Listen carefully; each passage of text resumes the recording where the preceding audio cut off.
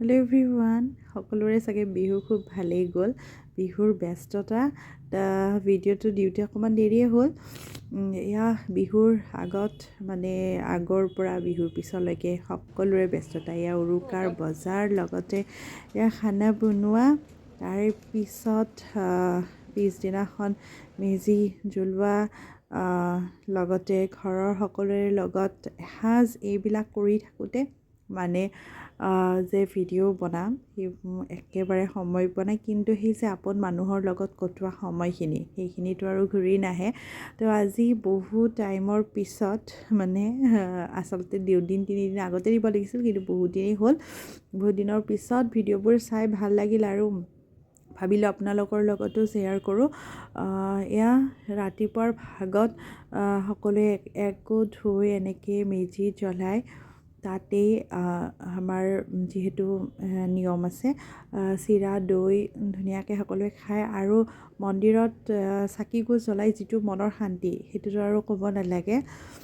এয়া হৈছে মোৰ গুৱাহাটী ঘৰৰ নিজৰ ঘৰৰ ওচৰৰ পৰিৱেশ। সকলোৱে একলগ হৈ মানে খুব ধুনীয়াকৈ পৰিৱেশ এটা সকলোৱে একলগ হোৱাৰ। আৰু আমি তাতে বৌৱে মই গৈ মন্দিৰত সেৱাও কৰিলোঁ। আৰু আমাৰ এইজনী দেখিছেনে নাই, খুব ধুনীয়াকৈ চাই আছে তাইৰ কাৰণেতো চব নতুন অভিজ্ঞতা। আৰু তাৰে পিছতে আলহীৰ নিমন্ত্ৰণ, বহুতকেইটাতো মানে অনুষ্ঠান মানে ভিডিঅ' কৰাই নহ'ল। এয়া বৌৰ ঘৰত তাত গৈছোঁ আৰু তাইক মামাহঁতৰ মানে খুব মৰম আৰু আইতাকৰ। তো এয়া তাই মানে খুব খেলিছে তাত, ভাল পাইছে আৰু ভাল লাগে ন। তো নেক্সট ডে আমি গৈছিলোঁ মন্দিৰত।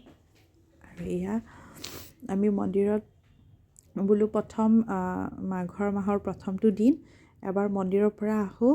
আৰু এয়া ই-ৰিক্সাতে খুব ভাল পাইছে। আগতো আপোনালোকে দেখিছে, যেতিয়া গৈছে মানে খুব ভাল পায়।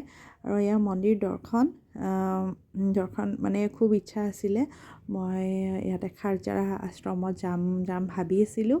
আৰু আমাৰ এইজনীয়ে দেখি নাজানো কেনেকৈ তাই কি অনুভৱ কৰিছে, একদম মানে নমো দিব শিকিছে আৰু দেখিয়ে নমো দি আছে। মানে চব চাকি বুলি ক'লিলে তাই নমো দিব লাগে, সেইটো তাই জানে। আৰু সেয়ে মই যেতিয়াই চাকি জ্বলাই আছোঁ বা নমো দিব কৈ আছোঁ, তাই নমো দিছে। আৰু নকওঁতেও তাই নমো দিয়ে আছে। এইবিলাক চাই তাই খুব ভাল পায়।